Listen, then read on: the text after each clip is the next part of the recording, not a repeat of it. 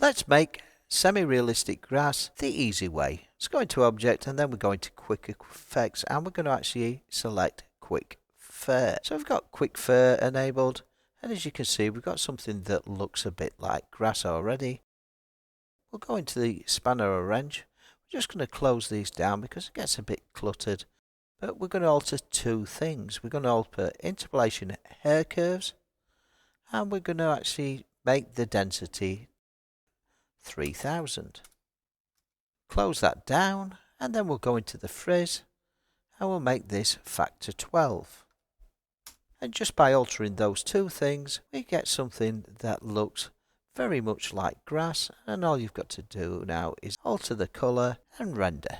And there you have it, semi-realistic grass. Subscribe to my channel, happy blending, and bye for now.